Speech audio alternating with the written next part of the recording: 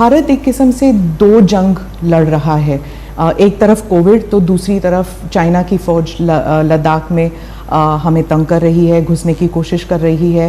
तो आप जो है, आपकी सरकार जो है इन दोनों से जूझ रही है, इसलिए मैं सवाल पूछना चाहूँगी कि पहले तो कोविड के बारे में। मैं एक बात स्पष्ट कर दूं, दोनों जंग हम जीतेंगे और जनता को आश्वस्त करना चाहता हूं कि मोदी जी के नेतृत्व में दोनों जंग जीतेंगे।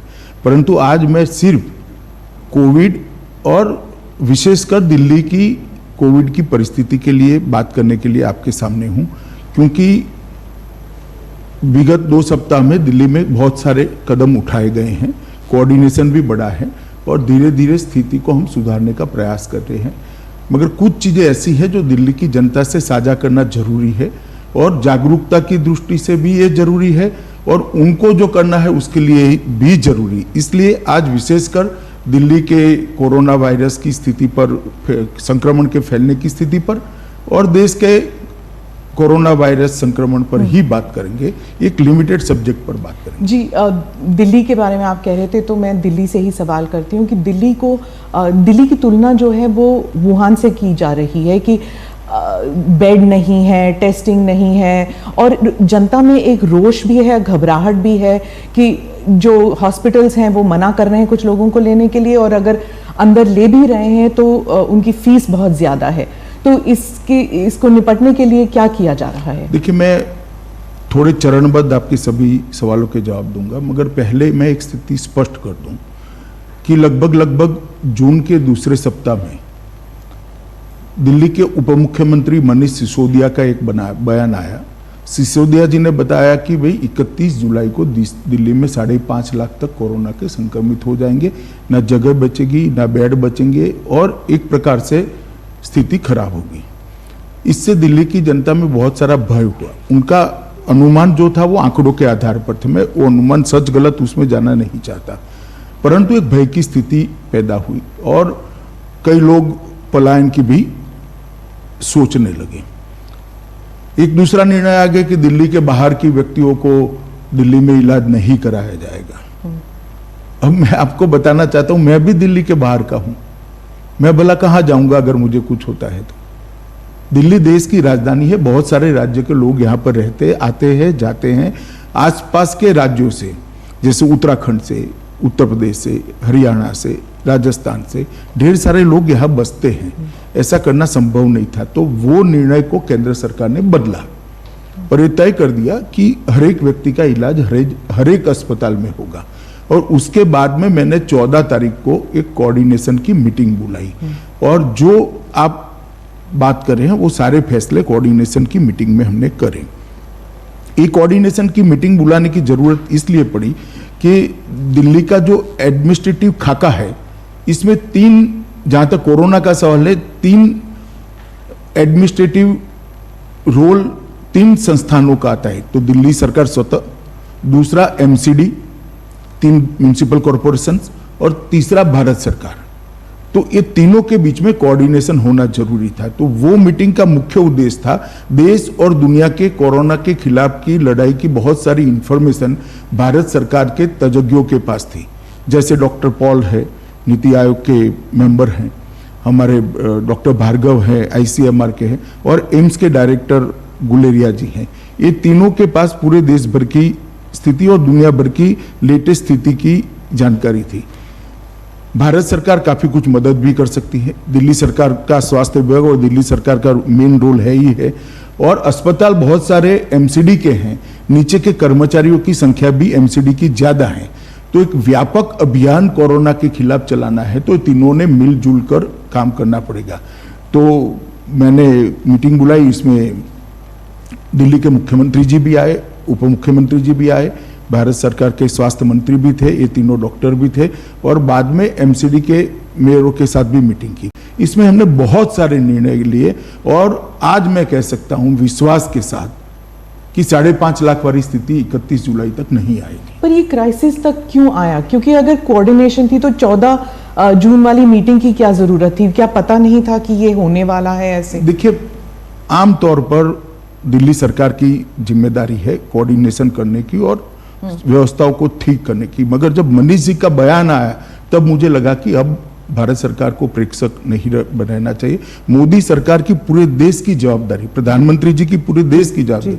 प्रधानमंत्री जी ने भी मुझे कहा कि भाई गृह मंत्रालय ने इसमें इनिशिएटिव लेकर आगे बढ़ना चाहिए, दिल्ली सरकार को मदद करना चाहिए। आज भी मैं स्पष्ट कर रहा हूं, दिल्ली सरकार को हम मदद कर रहे हैं, परंतु कोऑर्डिनेशन जब तक नहीं होता है नहीं होता। इसलिए भारत सरकार ने इसमें कोऑर्डिनेशन की दृष्टि से हस्तक्षेप तो नहीं कह सकते, मगर एक मीटिंग बुलाकर काम करना शुरू किया।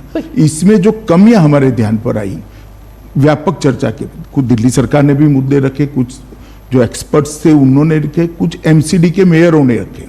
क्योंकि दूसरे ही दिन मैंने मेयरों के साथ भी मीटिंग की, ऑल पार्टी लीडर्स के साथ भी मीटिंग की, और सबके जो सुझाव है इसके आधार पर हमने बहुत सारे निर्णय करे। सबसे पहला निर्णय करा कि 30 जून तक कंटेनमेंट जोन के हर घर का सर्वे हो जाएगा।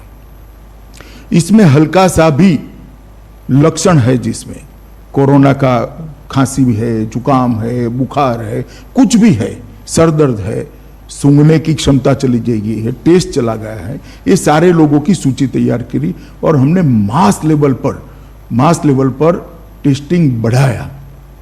पहले मैं बाद में टेस्टिंग पर आऊंगा, मगर मास लेवल पर टेस्टिंग बढ़ाया और मुझे भरोसा है कि ये 30 तारीख तक हम पूरा कंटेनमेंट जोन का टेस्टिंग कर देंगे और बाद में 21 जुलाई को तय किया कि पूरे दिल्ली का हाउस टू हाउस सर्वे करेंगे, जिसको थोड़ा सा भी कोरोना का भय हो उसका टेस्टिंग किया जाए और कम से कम उसको आइसोलेशन में डालने से वो फैलाए नहीं। ताज्जुब तो इस बात की हो रही थी कि आप होम मिनिस्टर हैं, गृह मंत्री हैं, तो गृह मंत्री होने के नाते आपको हर स्टेट, हर राज्य को देखना है, गुजरात हो, महाराष्ट्र हो, लेकिन दिल्ली में ऐसी क्या केओस वाली सिचुएशन आ गई। और इंग्लिश में एक कहावत है, too many cooks spoil the broth, कि एक तरफ चीफ मिनिस्टर हैं, एक तरफ लेफ्टिनेंट गवर्नर हैं, उस पर आप भी आ गए, तो इसमें तालमेल अब बढ़ा है। जरा भी कोई खींचातानी नहीं है, बिल्कुल मैं आपको आंकड़ों के आधार पर बता सकता हूं कि परिस्थिति कंट्रोल में।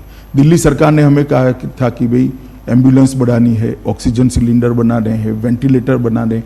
हमने 500 ऑक्सीजन सिलेंडर इमीडिएटली दे दिए, 10,000 के करीब ऑक्सीनोमीटर दे दिए, 440 वेंटिलेटर दे दिए हैं, और भी जरूरत पड़ेगी तब देते जाएंगे। और एम्बुलेंस के लिए भी दिल्ली सरकार को अधिकृत किया गया है कि वो ओला, उबर और ऐसी कंपनियों के साथ मिलकर एम्बुलेंस की व्यवस्था करें, और ये अच्छे से चल रहा है।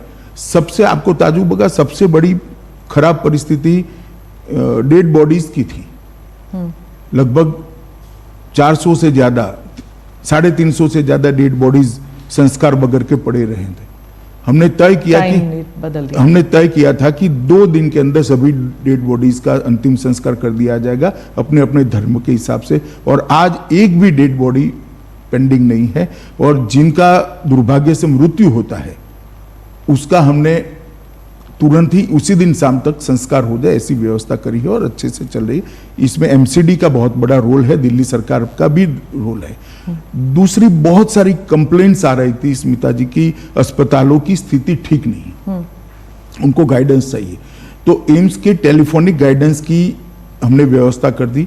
अस्पताल से कोई भी व्यक्ति वो डेडिकेटेड नंबर पर फोन करता है तो एम्स के विशेषज्ञ वहां उपस्थित होते हैं। वो पेशेंट की हालत को टेलीफोनिकली जानकर वो डॉक्टर जो दिल्ली सरकार के अस्पताल का है इसको गाइड करते हैं और तुरंत ही सर्वश्रेष्ठ इलाज की दिशा में उसको हम आगे बढ़ाते हैं। और 3 टीमों का गठन कर दिया, जिसमें दिल्ली सरकार के भी डॉक्टर थे, भारत सरकार के भी, एम्स के भी डॉक्टर थे और आईसीएमआर के भी विशेषज्ञ थे। उन्होंने सभी अस्पतालों का निरीक्षण कर स्थान पर जाकर जो कमियां थी उसको दूर करने के लिए कदम उठा लिए। आप कल्पना कर सकती है, हर वार्ड का सर्वे, हर वार्ड की सिस्टम को हमने ठीक करने का काम किया है और इसके लिए मानव संसाधन भी बढ़ाए हैं और कर्मचारियों को वित्तीय प्रोत्साहन देने के लिए भी दिल्ली सरकार ने अच्छा कदम उठाया है। मानव संसाधन की बात चल रही है, तो क्या ये अभी जैसे आपने 10,000 बेड्स का खोला है, 5,000 बेड्स, इन सब के लिए वेंटिलेटर्स और नर्सिंग स्टाफ, डॉक्टर्स, ये सब उपलब्ध हैं कि इनके लिए एडवर्टाइजिंग तो हमने देखे नहीं है, तो कहाँ से आएंगे इन देखिए ऐसा है, हमने सपोर्ट स्टाफ? मैं बताता हूँ आपको कहाँ से आएंगे। जो रिटायर्ड कर्मचारी थे उनकी पूरी लिस्ट बनाई गई है, एक कॉल सेंटर से उनका संपर्क किया गया है, उनको वापस लाने के लिए करा है, और बहुत सारे रिटायर्ड कर्मचारियों को लाए हैं। पैरामिलिट्री फोर्सेस के मेडिकल टीमों को लगाया गया, जैसे अभी एक 10,000 बेड का जो कोविड सेंटर बन रहा है, वहां पर पूरा आईटीबीपी लेगा। 16,000 बेड रेलवे बना रही है, उसका पूरा सेना ने जिम्मा लिया है। ये सारी चीजें हमने मेडिकल सुविधाएं, मानव संसाधन बढ़ाने के लिए करी है।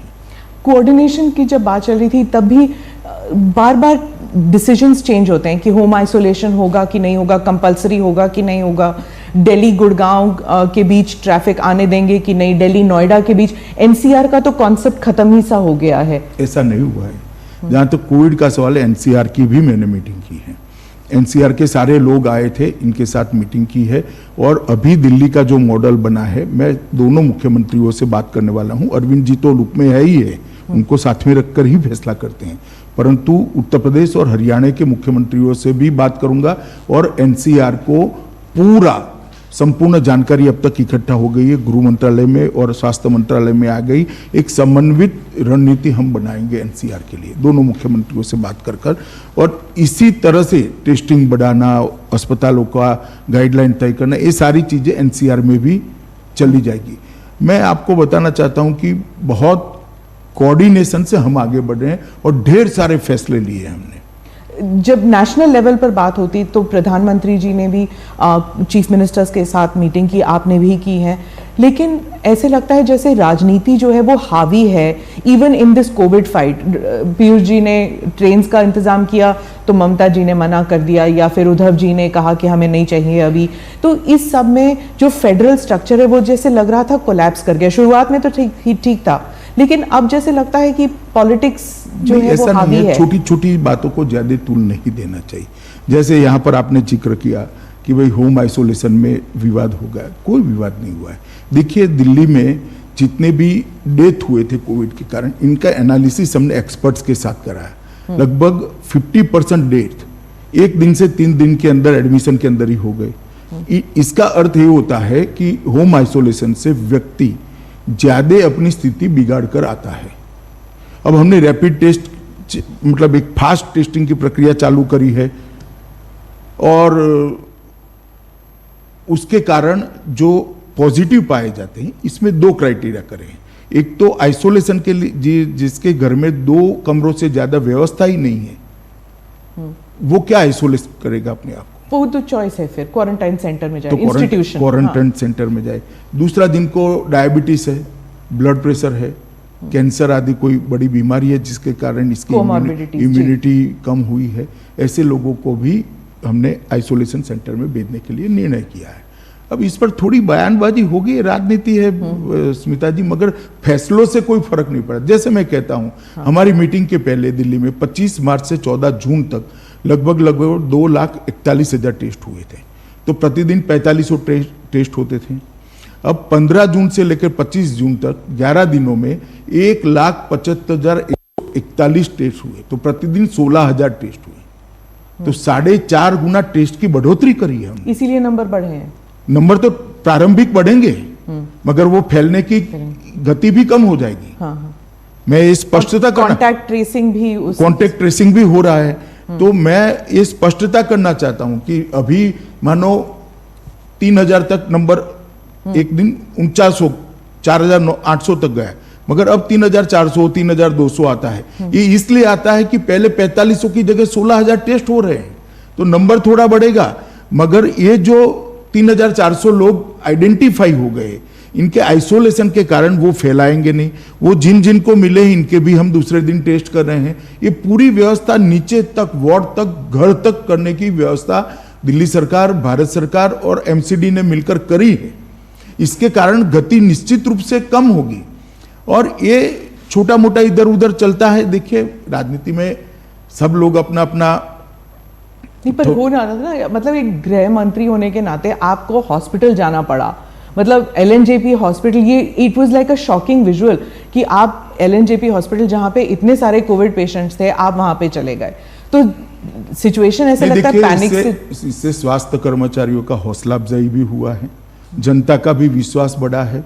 और इसके बाद हमने कुछ फैसले लिए, जैसे हर वार्ड में सीसीटीवी लगाया, तो अब हमें बाहर बैठकर मालूम पड़ता है कि स्टाफ है कि स्टाफ नहीं। है कि नहीं, चेकिंग ढंग से होती है या नहीं होती है, इनको खाना पीना ढंग से मिलता है नहीं मिलता है।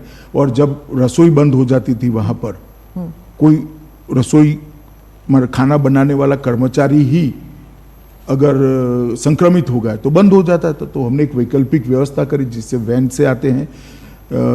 मैं वहाँ परिचारिकाओं को भी मिला, अपने नर्सिस बहनों को भी मिला, उनकी दिमागी मतलब लड़ रही है बहादुरी के साथ, फिर भी वो अपने आप को अकेला महसूस करती थी। तो साइको सोशल काउंसलिंग की भी शुरुआत हमने की। इसके कारण एक इनका भी हौसला बढ़ा है। डॉक्टरों के साथ बात करने से जमीनी दिक्कतें भी काम में आई। और ये सारों को, एम्स के डायरेक्टर भी मेरे साथ थे, ICMR के अध्यक्ष भी मेरे साथ थे, ये सब ने इसको अपनी टीमें जो विजिट में गई, ये सारी चीजें हर अस्पताल की चेक कर कर उसी मॉडल पर उसको सुधारने का हमने काम किया। एक बाहर बोर्ड लगा दिया गया, इलेक्ट्रॉनिक डिस्प्ले, और बेड का रियल टाइम स्टेटस हर घंटे वहाँ होता है, जिससे कोई मरीज को ना बोल सके। इस प्रकार की काफी व्यवस्था करी। ये सब इंफॉर्मेशन जो है, ये देखिए पहले होता था कि प्रेस कॉन्फ्रेंसेस होती थी, GOMs होती थी, GOM के बाद मिनिस्टर्स जो थे वो बता देते थे ये सब इंफॉर्मेशन। पर अब वो प्रेस कॉन्फ्रेंस कम और लगभग ना के बराबर है, 2 हफ्ते में 2 या 3 सिर्फ इंफॉर्मेशन वेबसाइट पे डाला जाता है। जैसे आपने अभी बताया कि ये सब हो रहा है, ये सब इंफॉर्मेशन लोगों के पास नहीं था अभी तक। इसीलिए तो स्मिता जी मैं आपके सामने बैठा हूँ।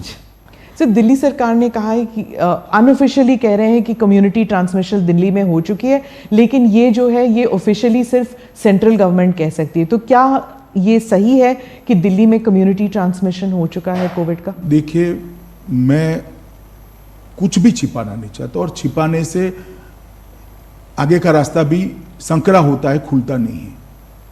मैंने इसकी 3 सबसे सीनियर अफसरों से बात करी है, डॉक्टर पॉल, ICMR के अध्यक्ष डॉक्टर भार्गव और डॉक्टर गुडेरिया से। अभी ये स्थिति दिल्ली में नहीं आई है। ऐसी स्थिति इसलिए दिखाई देती थी क्योंकि करे हुए टेस्टों में 30% पॉजिटिव आते थे, मगर वो इसलिए आते थे कि आप अंतिम समय में ही टेस्ट में ले जाते थे। अब जब हम 20,000 टेस्ट करने लगे तो ये स्थिति नहीं है।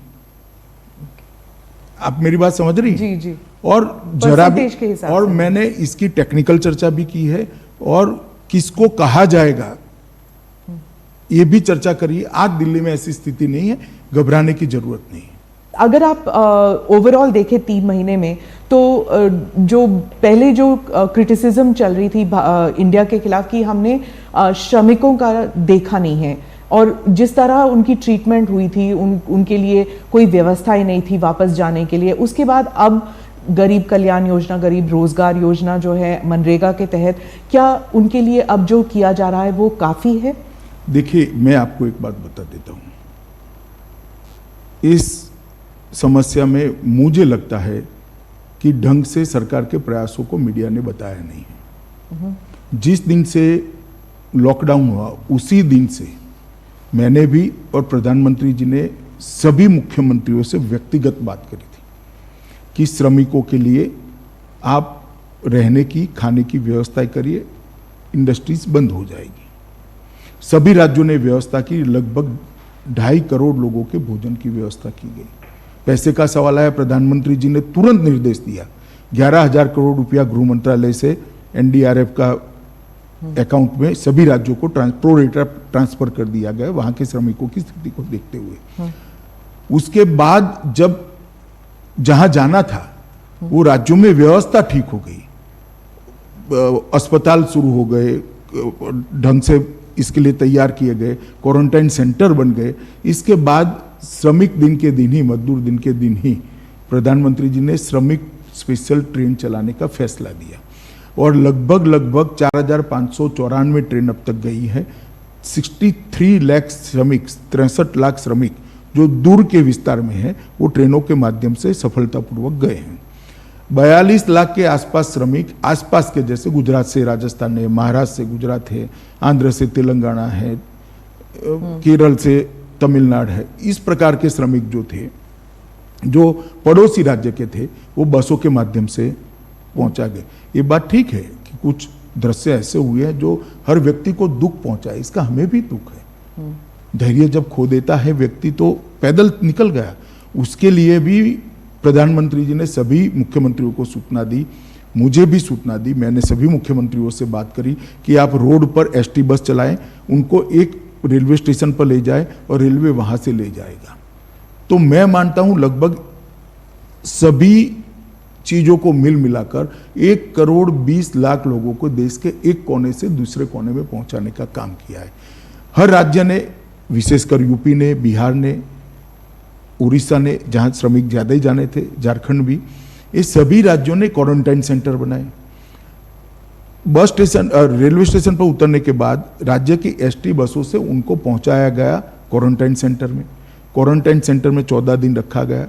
निकलने के बाद किसी राज्य ने 1,000 रुपया, किसी राज्य ने 2,000 रुपया उनको दिया है घर पहुंचने के नहीं, घर तो पहुंचाया, बसों से एक्स्ट्रा दिया है, एक किट दी है और खाने पीने का इंतजाम करा है। अब वो सारे श्रमिक अपने गांवों में अच्छे तरीके से सेट हुए। जहां तक रोजगारी का सवाल है, प्रधानमंत्री जी ने रोजगारी के लिए अभी ही एक स्कीम लॉन्च की है और कल यूपी में कार्यक्रम हुआ, उसके 2 दिन पहले बिहार में कार्यक्रम। उन लोगों को रोजगारी देने की प्रयास हो रहा है। मनरेगा के दिन भी बढ़ाए गए हैं, वेतन भी मनरेगा का बढ़ाया गया है और एक अस्थायी परिस्थिति है। इसके बाद में सभी श्रमिक अच्छी परिस्थिति होते ही अपने अपने जहां उनका नौकरी, परमानेंट नौकरी था, काम करते थे, वहां जाना जरूर चाहेंगे। जो चाहेंगे उनको भेजने की भी व्यवस्था है। ट्रेन चालू हो गई है, काफी सारे लोग अभी जा भी रहे हैं। मगर भारत सरकार ने एक विशेष ड्राइव चलाकर उनको अभी, जब तक कोरोना है तब तक, और कुछ जगह पे ये परमानेंट भी व्यवस्था हो जाएगी, इसके चलते वहीं पर उनको रोजगारी मिले, इसका एक अभियान चला है। तो मैं मानता हूं कि बहुत ढंग से इसको हमने एड्रेस किया है। राहुल गांधी जो है वो उन्होंने शुरू से ही कहा कि या तो ना तो श्रमिक के मामले में, ना फिर अब कोविड से जो मुकाबला हो रहा है, इसमें मोदी सरकार जो है बिल्कुल ही नाकाम रही है। उन्होंने तो सरेंडर का लफ्ज इस्तेमाल किया है आपकी सरकार के खिलाफ कि जीत नहीं सकती आपकी सरकार। कोरोना के खिलाफ भारत सरकार ढंग से लड़ी है। मैं राहुल जी को एडवाइस नहीं दे सकता, उनको एडवाइस देने का काम उनकी पार्टी के नेताओं का है। और मैंने पहले भी कई इंटरव्यू में कहा कि कुछ वक्रदृष्टा लोग होते हैं, उनको सीधी बात भी वक्र दिखाई पड़ती है। जहां तक कोरोना की लड़ाई का सवाल है, भारत सरकार ने ये लड़ाई ढंग से लड़ी है। और विश्व के परिप्रेक्ष्य में कोरोना को देखेंगे तो हमारे आंकड़े बहुत अच्छे हैं, बहुत अच्छे विश्व के परिप्रेक्ष्य के अंदर। और शुरू से देश दुनिया भर में सरकारें कोरोना के खिलाफ लड़ी है। नरेंद्र मोदी जी के नेतृत्व के कारण भारत के अंदर सरकार भी लड़ी है और 130 करोड़ लोग भी लड़े हैं और सब राज्य सरकारें भी लड़ी हैं। वो नरेंद्र भाई की नेतृत्व की स्वीकृति का परिणाम है। मैंने आज तक मेरे सार्वजनिक जीवन में और मेरी स्मृति में एक भी घटना ऐसी नहीं है कि एक नेता के कहने पर एक भी पुलिस के बगैर पूरा देश कर्फ्यू में हो, हर घर में घंटी बजाई जाए, हर घर दिया जलाए, देश के करोड़ों लोग कोरोना वॉरियर्स के लड़ाई को, उनके साहस को, उनके बलिदान को एक्नॉलेज करें। और इसी का परिणाम है कि कोविड के कारण प्रति 10 लाख आबादी भारत में 357 लोग संक्रमित है, कल तक का मैं डेटा कह रहा हूं, और विश्व में 1250 है। 1250 और 357 से आप अंदाज लगा सकते हो कि हम रोकने में कितने सफल हुए हैं। कुछ लोग मुझे कहते थे कि अमित भाई मृतदेहों की ट्रकें भरी जाएंगी, मुझे सावध करने के लिए कहते थे। मैं नाम देना नहीं चाहता, मगर उनके मन में भय था। मगर आज भारत सरकार, सभी राज्य सरकारें और मोदी जी के नेतृत्व के कारण विश्व में जब 1250 लोग संक्रमित हैं, हम 357 पर अटके हैं। अमेरिका के पूरा होने दीजिए, बहुत महत्वपूर्ण सवाल है। अमेरिका में 7,569 लोग संक्रमित थे प्रति 10 लाख, ब्रिटेन में 4,537, ब्राजील में 5,802 और रूस में 4,254 लोग संक्रमित थे। और रिकवरी रेट जो मार्च 25 को 7.10 था, अब 55% हुआ है। आज का अखबार देख लीजिए तो 57% हुआ है। तो मैं मानता हूं ये बहुत अच्छी स्थिति है। और जहां तक मृत्यु का सवाल है, जो एक्चुअल आउटकम है लड़ाई का, कि कितना मृत्यु कम कर सकते हो आप, मानव की, मनुष्य की जान कितनी कम जाएगी, इसके भी आंकड़े देख लीजिए। प्रति 10 लाख वैश्विक औसत 63.2 है, 63.2, भारत की 11 है, अमेरिका की 383 है, 383, ब्रिटेन की 637 है, ब्राजील का 259 है, रूस का 60 है। तो मैं मानता हूं भारत जैसे देश ने विकसित देशों के कंपैरिजन में भी ये लड़ाई बहुत अच्छे से लड़ी है।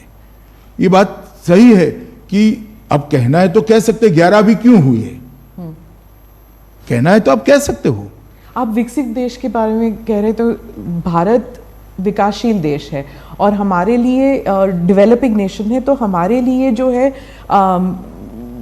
इकोनॉमी को एक to bring it back to normalcy, उसके लिए इंडस्ट्री का फिर से शुरू होना बहुत ज़रूरी है। और जब श्रमिक चले गए हैं तो जो स्मॉल स्केल इंडस्ट्रीज हैं वो तो प्रोडक्शन कर ही नहीं पा रहे हैं, तो how is it going to improve, how is the देखिए, श्रमिक चले गए हैं, टेम्पररी बात है, आप पहले मेरी बात समझ कर चलिए, परमानेंट नहीं गए। पर अगस्त तक तो रेलवेज चलेंगी नहीं, तो फिर कैसे आएंगे? रेलवेज आज भी चालू है, रेलवे आज भी देश के 90% रेलवे स्टेशनों को रेलवे ने कनेक्ट कर लिया है।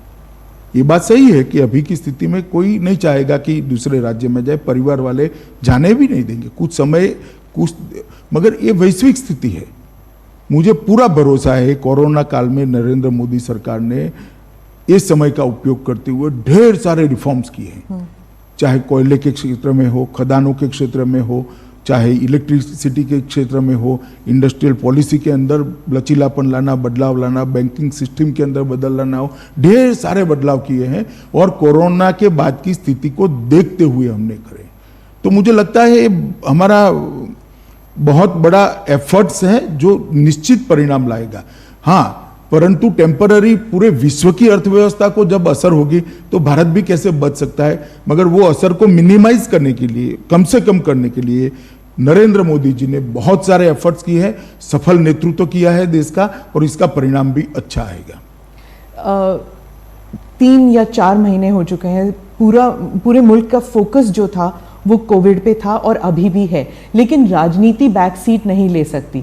आपने हाल ही में ट्वीट किया था इमरजेंसी को लेकर, जब आपने कहा था कि बोलने के लिए फ्रीडम नहीं है कांग्रेस पार्टी में, और कांग्रेस पार्टी के कुछ लोग कहते हैं तो क्या बीजेपी में है, बीजेपी में भी लोग बोल नहीं सकते हैं, तो क्या आपकी पार्टी में भी डेमोक्रेसी है?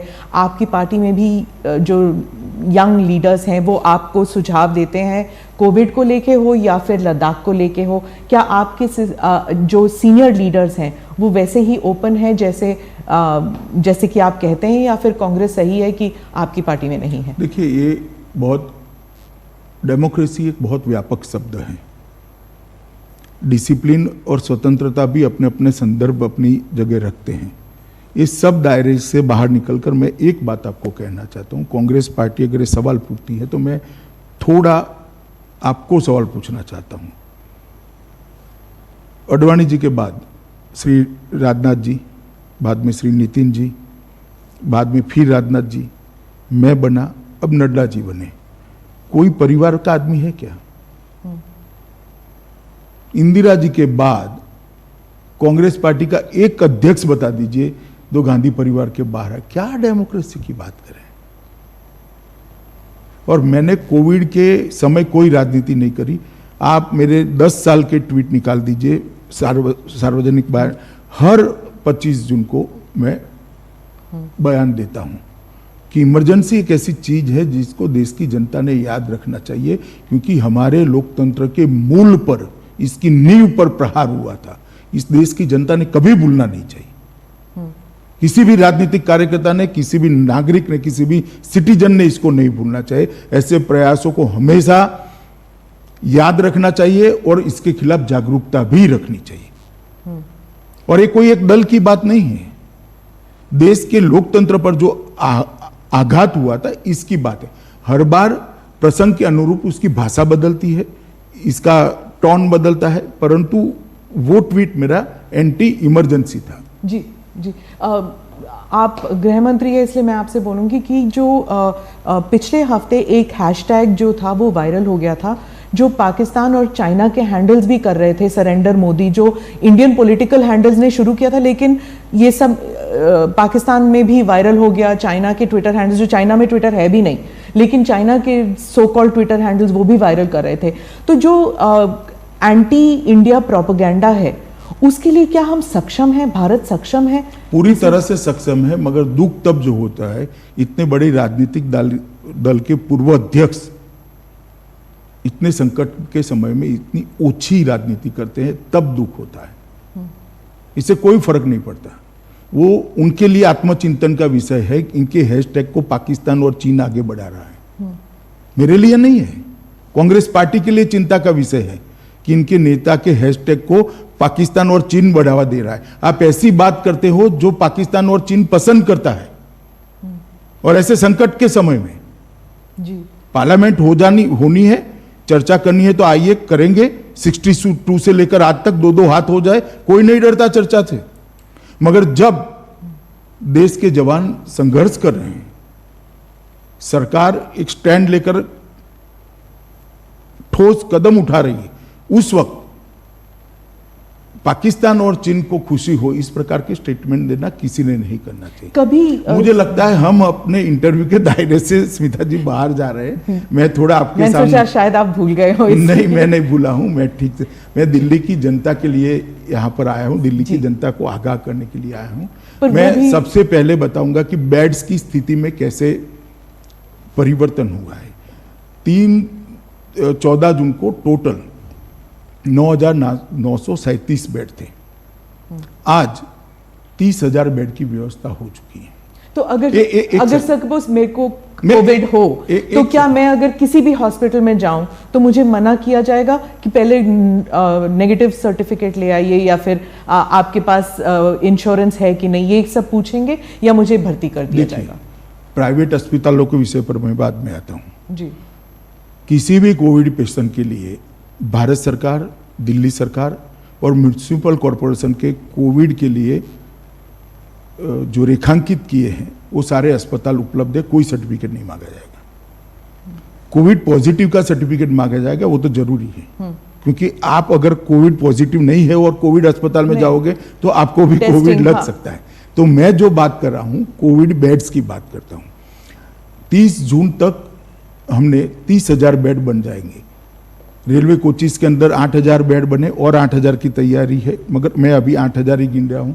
DRDO एक एक्सक्लूसिव कोविड अस्पताल बना रही है, जिसमें 250 ICU बेड भी होंगे, विथ वेंटिलेटर होंगे, वो अलग से बने हैं। और 10,000 का ITBP संचालित राधा स्वामी सत्संग न्यास के बड़े कैंपस के अंदर बारिश की सीजन को ध्यान में रखकर हमने बेड बनाए हैं, इसको ITBP संचालित करने वाली। कुल मिलाकर 30,000 बेड है। तो अभी भी जो 9,937 दिल्ली सरकार ने पहले व्यवस्था करी, वो भी पूरे भरे नहीं है। तो दिल्ली सरकार ने, ऐसा नहीं है कि व्यवस्था नहीं करी थी, उनके भी खाली ही थे, परंतु हमने आगे अगर स्थिति बिगड़ती है तो क्या होगा, इसका एडवांस प्लानिंग किया। अब मैं आता हूं रेट पर। यह फरियाद दिल्ली के काफी लोगों की आती थी कि भाई प्राइवेट अस्पताल मनमाने रेट्स ले रहे हैं। तो मेरी मीटिंग में एक निर्णय दिया गया था कि डॉक्टर पॉल की अध्यक्षता में कुछ डॉक्टरों की कमेटी बनेगी, वो प्राइवेट अस्पतालों को भी सुनेंगे, देश भर की बेस्ट प्रैक्टिसेस को भी कंसीडर करेंगे, और कोविड पेशेंट को ट्रीटमेंट करने के लिए क्या एक्स्ट्रा खर्च लगता है, जैसे PPE किट का खर्च लगता है, कुछ खाना बना, ब्लड टेस्ट, ये वो, और दूसरा कुछ लोगों को ज़्यादा उनको पैसा भी देना पड़ता है रिस्क के कारण, इंश्योरेंस लिया है सबने। तो ये सारे का मिल मिलाकर क्या फर्क पड़ता है, इसको देखकर उनके रेट कंसीडर करने के लिए हमने एक कमेटी बनाई थी। आइसोलेशन बेड के रेट जो 24,000 से 25,000 तक थे पहले, आज दिल्ली के कोई भी अस्पताल में कोविड पॉजिटिव पेशेंट जाएगा तो 8,000 से 10,000 में बेड उपलब्ध कराए। पर वो एडिशनल्स होते हैं ना? नहीं, कोई, सुन लीजिए आप, मैं पूरी बात बताता हूं, पहले आप मेरा पूरा सुन लीजिए। बिना ICU, बिना वेंटिलेटर का जो ICU है, इसके पहले रेट थे 34,000 से 43,000। एवरेज में कह रहा हूँ, अब 13,000 से 15,000 किया गया है। और आईसीयू वेंटिलेटर के साथ 44,000 से 54,000 का बेड का खर्च था, इसको 15,000 से 18,000 कर दिया गया है। एक इसके अंदर कोविड के जितने टेस्ट करेंगे इंक्लूड है, वेंटिलेटर पर रखेंगे इसका खर्चा इंक्लूड है, सारी दवाइयाँ इंक्लूड है, और अगर डायबिटीज है और आपको आगे की ट्रीटमेंट भी करनी पड़ती है तो ये भी सारा इंक्लूड है। ये पूर्णतः अपने आप में एक सील पैकेज है, आप समझ लीजिए। तो इसको हमने कम कराया है। आज दिल्ली के बहुत सारे अस्पतालों के अंदर, सब अस्पताल जो कोविड के लिए अपने अपनी बताए हैं, वो सारे अस्पतालों के अंदर हमने ये व्यवस्था करी। तो एक तो 10,000 से बढ़ाकर हमने 30,000 बेड करे, रेट को हमने लगभग कई जगह 1/3 कर दिया, कई जगह आधा कर दिया है। तो ढेर सारी व्यवस्थाएं करी है। और 21 जून से फिर से इसका रिव्यू करा, 14 जून की मीटिंग के बाद। अब हम जो पूरा टेस्ट बढ़ा दिए, इसके जो नतीजे आए, इसके आधार पर 26 जून तक नए कंटेनमेंट जोन बनाने थे। कल शाम को कंटेनमेंट जोन 280 नए बना दिए हैं। तो कंटेनमेंट जोन को रीडिफाइन किया गया है, क्योंकि अब टेस्ट ज्यादा करने के बाद स्थिति अलग। पूरी दिल्ली हो जाएगी? पूरी दिल्ली नहीं हुई है, पूरी दिल्ली नहीं। आप इतने सारे केसेस होंगे तो फिर कंटेनमेंट। स्मिता जी, मैं आपको और दिल्ली वालों को आश्वस्त करना, इतने सारे कंटेनमेंट जोन बहुत छोटे छोटे बनाए हैं, परंतु पूरी दिल्ली नहीं होगी और इस पर जल्दी काबू कर लिया जाएगा। आरोग्य सेतु ऐप और इतिहास ऐप दोनों को इकट्ठा मिलाकर इसके बहुत अच्छे नतीजे आए हैं, जिससे लोग जान पाते हैं कि मेरे आसपास कोई कोविड पेशेंट आता है या नहीं आता है, और इसके बहुत अच्छे नतीजे हमने लिए हैं। और ये जो सारी चीजें थी, इसके साथ हमने एनजीओ को भी जोड़ा है। इन्होंने भी अपने आइसोलेशन सेंटर चालू किए हैं, और एनसीसी, एनएसएस और स्काउट और सामाजिक संस्थाओं को भी जोड़ने का काम किया। लगभग 6,000 वॉलंटियर हमें तैयार मिल गए हैं। अब तक एक कंफ्यूजन था कि जिले की जिम्मेदारी किसकी। म्यूनिसिपल कॉर्पोरेशन अलग करता था, भारत सरकार। दिल्ली की यही प्रॉब्लम तो रही है हमेशा। नहीं, मगर ये मैंने 14 जून को तय कर दिया, परिपत्रित हो गया भारत सरकार की ओर से कि डिस्ट्रिक्ट मजिस्ट्रेट ऑफ दिल्ली, इसके तहत एमसीडी भी काम करेगी, भारत सरकार की टीमें भी काम करेगी, दिल्ली सरकार की टीमें भी। तो एक चेन ऑफ कमांड हमने तय किया दे, और जिला स्तर की निगरानी टीमों का गठन भी कर दिया गया।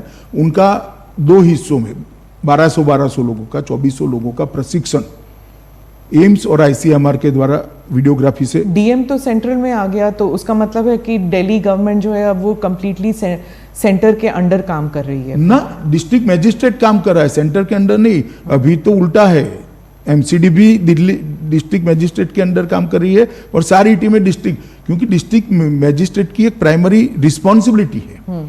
अभी कौन किसके अंडर काम कर रहा है, हम सब मोदी जी के अंडर काम कर रहे हैं, और केजरीवाल जी का भी हमें सहयोग है। मैं इसमें कोई वो छूट-फूट बयान आएंगे यश लेने के लिए, आप इसको क्यों देख रही है। हाँ। और दूसरा एक हमने निर्णय किया सेरोलॉजिकल सर्वे शुरू करने का, वो भी कल से शुरू हो जाएगा, और आज से फिर से बाकी दिल्ली का घर घर जाकर सर्वे करने की हमने एक मुहिम शुरू की है, और कल शाम से ही शुरू किया। इसके अखबार में फोटो भी आए हैं, और मैं दिल्ली की जनता को उसमें काफी सारी इंफॉर्मेशन जो है वो वॉलंटरी होगा, कि अगर कोई फीवर टेस्ट करवाना चाहता है, रैपिड टेस्ट करवाना चाहता है। तो इतना पूछ रहे हैं कि आपके घर में किसी को फीवर खांसी आया है, नाम लिख लेते हैं, उनका टेस्ट करने की व्यवस्था करिए। दूसरे दिन उनको टेस्ट कराने ले जाते हैं और उनका टेस्ट करते हैं। पॉजिटिव आता है, माइल्ड लक्षण है, तो घर में अच्छी सुविधा है तो घर पे रखते हैं आइसोलेशन कर। अगर तो ये तो आपका फुल टाइम काम हो गया है। एक सेकंड सुनिए ना। अगर बुखार ज्यादा है, इसके साथ में कोई और बीमारी है, या तो घर छोटा है, तो उसको हम आइसोलेशन सेंटर में ले जाते हैं। और ये पूरी व्यवस्था एकदम सुचारू रूप से हो रही है। हर रोज शाम को मेरे टेबल पर एक रिपोर्ट आती है, मैं प्रधानमंत्री जी को रात को फोन कर ब्रीफ करता हूँ, और ये रिपोर्ट दिल्ली के वही तो मैं कह रही हूँ, ऐसे लग रहा है कि गृह मंत्री का सारा काम दिल्ली संभालना हो गया है। नहीं, दिल्ली संभाल नहीं रहा। मैं ऐसे गलत शब्द प्रयोग नहीं करने चाहिए। दिल्ली सरकार भी इसमें साथ में, एमसीडी भी साथ में, मगर जब संक्रमण है और दिल्ली के उप मुख्यमंत्री ने जो स्टेटमेंट किया कि 31/7 तक 5.5 लाख लोग हो जाएंगे, हमारे पास व्यवस्था नहीं रहेगी, ऐसा उन्होंने सार्वजनिक, पैनिक सिचुएशन हो गया था। तो थोड़ा पैनिक होगा। अब मुझे भरोसा है 31/7 को 5.5 लाख नहीं होंगे। हाँ। हम अच्छी स्थिति में होंगे, क्योंकि हमने कोरोना होने से पहले उसको रोकने के प्रयास पर जोर दिया है। टेस्ट बढ़ाए हैं, कॉन्टेक्ट ट्रेसिंग चालू की है, कॉन्टेक्ट ट्रेसिंग कर कॉन्टेक्ट में जो लोग आए हैं उनका भी टेस्ट करने की प्रक्रिया चालू की है, और उनको भी एक प्रकार से अलग थलग करने की व्यवस्था करी है। तो फैलने का अब बहुत कम हो जाएगा। आप समझे 16,000 टेस्ट रोज होना एवरेज, और कल तो 20,000 करें, आज से भी हम 20,000 तक उसको ले जाने का प्रयास कर रहे हैं। टेस्टिंग का रेट भी जो पहले 5,000 था उसको अब 2,400 रुपया कर दिया है। और दिल्ली सरकार के टेस्टिंग सेंटर पर जो जाएगा इसका फ्री ऑफ कॉस्ट करें, तो 20,000 में से कल जो 20,000 हुआ, इसमें से 18,900 लोगों का टेस्ट फ्री किया गया, फ्री ऑफ कॉस्ट किया गया। तो ये बहुत बड़ी बात है। आपने इंटरव्यू के दौरान इतना डेटा दिया है, शायद कि ये वेबसाइट में भी नहीं है इतना डेटा, पर जाते जाते सवाल ज़रूर पूछूंगी मैं सर, कि सब लोग जानना चाहते हैं कि सीमा पर चीन के सोल्जर्स हमारे ज़मीन पर आए हैं कि नहीं। आज के दिन प्रधानमंत्री ने कहा था उस दिन, लेकिन आज अब देखिए, क्या वो हमारी ज़मीन पर ऐसा है, मैं आपके पास इंटेलिजेंस रिपोर्ट्स तो आते हैं? पहले सब आते हैं, परंतु मैं पहले एक बात कह दूं, ये मेरा इंटरव्यू आपने जो अभी लिया है वो कोविड के लिए दिल्ली की जनता को जागरूक करने के लिए। मैं कुछ ऐसा करना नहीं चाहता जिससे मेरी ये मूल उद्देश्य है वो साइड पर हो जाए, टाइटल कुछ और बने और जनता कोविड से डरती रहे। तो मैं आप दोनों चीजों का डर है लोगों को। दूसरी चीजों का भी डर दूर करने वाले कर रहे हैं ना। जरूरत पड़ेगी, मेरा रोल होगा तो मैं भी करूंगा, इसके लिए सेपरेट इंटरव्यू देगा। आप सीसीएस में है सर, तो मैं आपका रोल तो है ना? नहीं, रोल है, जरूरत पड़ेगी तो करेंगे। अभी ब्रीफिंग हो ही रही है, ऐसा नहीं है कि ब्रीफिंग नहीं हो रही, परंतु अभी मेरा आपको इंटरव्यू देने का उद्देश्य एक ही है कि दिल्ली की जनता के मन में से डर निकले। भारत सरकार, दिल्ली सरकार और म्युनिसिपल कॉरपोरेशन तीनों मिलकर अच्छा काम कर रहे हैं, और मुझे भरोसा है कि 31/7 को 5.5 लाख केस नहीं होंगे, हम अच्छी स्थिति में होंगे, बेड की कमी भी नहीं होगी। और बहुत सारी मीटिंगें करी है मैंने, 14 जून को करी, 14 जून को नगर निगमों के साथ भी करी, 15 जून को राजनीतिक दलों के साथ करी, तो मैं अस्पताल में भी गया, 21 जून को मीटिंग करी, 16 जून को रैपिड टेस्ट प्रणाली के लिए मीटिंग कर 190 सेंटर चालू किए गए, और 18 जून को एनसीआर की भी मैंने मीटिंग करी है, सीरीज ऑफ मीटिंग की है। कल से फिर से मैं इसका पूरा रिव्यू करूंगा। आज तक रिव्यू हो रहा है, हर रोज रिपोर्ट आ रहा है। दिल्ली की जनता को मैं आश्वस्त करना चाहता हूं, देश का प्रधानमंत्री आपकी हर चीज की चिंता कर रहा है, पल पल की जानकारी उनको मिल रही है, वो सामने से भी इसकी परीक्षा करें। इसलिए कृपया पैनिक में मत आइए, मगर हल्का सा भी लक्षण है तो आप एक बार टेस्ट करा लीजिए। अब टेस्ट करने में कोई देरी नहीं होती, आधे घंटे में टेस्ट का रिपोर्ट आपको मिल जाएगा। और अगर ज़्यादा बुखार है, ज़्यादा जुकाम है, तो कृपया आप आइसोलेशन सेंटर में शिफ्ट हो जाइए।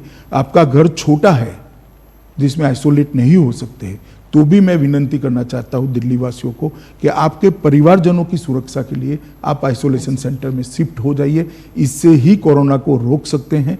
और जब आपका पॉजिटिव आए, स्वास्थ्य कर्मचारियों को विगत 5 दिनों में आप किन किन को मिले हैं, सारे लोगों का सूची भी दे दीजिए, जिससे वो लोग उनका कांटेक्ट कर इनका भी टेस्ट कर लें। अगर इतना करेंगे तो हम दिल्ली को सफलतापूर्वक बाहर निकाल पाएंगे। और मुझे भरोसा है कि अब हमने जिनको ज़्यादा बुखार है, कुछ ज़्यादा लक्षण है, उनको आइसोलेट करने का और अस्पताल में ले जाने की नीति करी है। उनको होम आइसोलेशन में नहीं रखते हैं, इसलिए मृत्यु की दर भी कम होगी, क्योंकि वो प्रॉपर ट्रीटमेंट के तहत, प्रॉपर मेडिकल ऑब्जर्वेशन के तहत होंगे। पहले जो 2 दिन में ही मृत्यु हो जाती थी, मुझे लगता है इसमें भी हम सुधार कर पाएंगे। और अंतिम संस्कार हो या किसी भी चीज को छोड़े बगैर पूरी स्थिति को रिव्यू किया गया है और प्रधानमंत्री जी के बहुत स्पष्ट निर्देश हैं कि दिल्ली को इस संकट से बाहर निकालना है। और मुझे भरोसा है दिल्ली सरकार, म्युनिसिपल कॉरपोरेशन, हम सब मिलकर दिल्ली को बाहर कोई निकालेंगे। टाइम फ्रेम रखा है कि टाइम फ्रेम इसका नहीं हो सकता, मगर आप कुछ ही दिनों में इतना देखेंगी कि बढ़ता हुआ कम हुआ है। जी अगर 5.5 लाख होना है तो आज 2.5 लाख होना चाहिए था, हाँ मगर हम अच्छी स्थिति में हैं और धीरे धीरे धीरे कंट्रोल में आएगा। एक सभी कांटेक्ट में आए हुए लोगों का टेस्टिंग होने के बाद भी एक एग्जैक्ट डिजाइन हमारे सामने, एक एग्जैक्ट जिसको कंप्लीट पिक्चर कहते हैं, वो हमारे सामने आ पाएगा। मैंने कभी नहीं सोचा था सर कि एक इंटरव्यू करूंगी जहां पर आप पॉलिटिक्स के बारे में ज्यादा नहीं बात करेंगे। ज्यादा नहीं, जरा भी नहीं करेंगे। जरा भी। धन्यवाद। धन्यवाद। नमस्कार, मैं हूं मानक गुप्ता। अगर आपको हमारा ये वीडियो पसंद आया हो तो इसे लाइक और शेयर जरूर करें और हाँ, हमें सब्सक्राइब और फॉलो करना ना भूलें ताकि आप देश और दुनिया की कोई खबर मिस ना करें। तो जुड़े रहिए हमारे साथ और देखते रहिए न्यूज़ 24।